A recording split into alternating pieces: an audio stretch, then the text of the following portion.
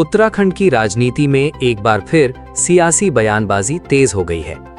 एक और कांग्रेस अपनी जड़ों को मजबूत करने में जुटी दिखाई दे रही है, तो दूसरी ओर बीजेपी लगातार तंज कसने का कोई मौका नहीं छोड़ रही।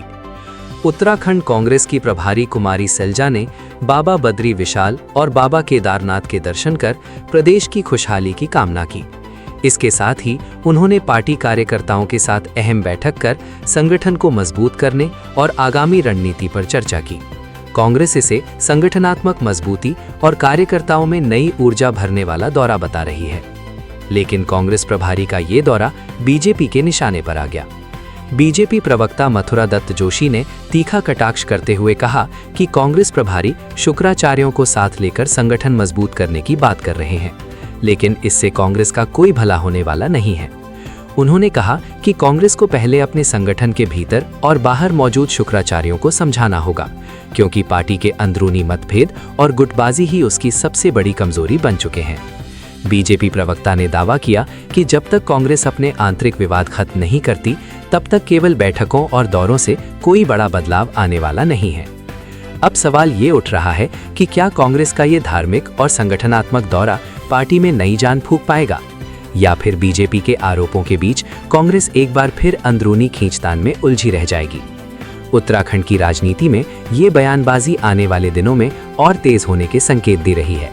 देखिए, भगवान केदारनाथ और भगवान भद्र विशाल के दर्शन करने के लिए पूरे देश और विश्व से करोड़ों यात्री प्रतिवर्ष आते हैं। तीर्थयात्री आते हैं और अपनी मनोकामनाएं पूर्ण करने के लिए भगवान से निवेदन करते हैं। कांग्रेस की हमारी सम्मानित प्रभारी महोदया भी आई हैं।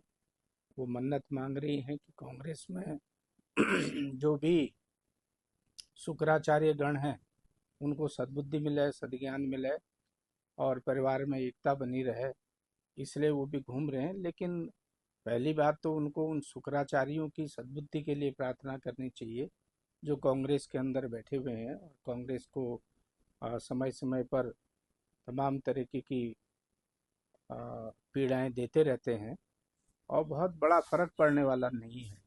अगर इतनी ही ज़्यादा सुख शांति परिवार में उनको चाहिए तो बहुत से मठ हैं इस देश में, तो और बहुत से मठों में जाकर भी और भी प्रार्थनाएं की जाती हैं। केदारनाथ और बद्रीनाथ तो हैं ही हैं, उसके साथ साथ मेरी तो राय उनको ये है कि वो रामेश्वरम में भी जाएं, वो द्वारिकाधीश के यहाँ भी जाएं, वो जगन्नाथपुरी में भी जाएं, वो श्रृंगेरी में भी जाएं। तो चारों तरफ अगर जाएंगे तो निश्चित रूप से उनके जो राष्ट्रीय स्तर के शुक्राचार्य हैं वो भी शांत होंगे और जो विशेषकर उत्तराखंड के शुक्राचार्य हैं उनको भी, उनके मन में भी कुछ शांति मिलेगी।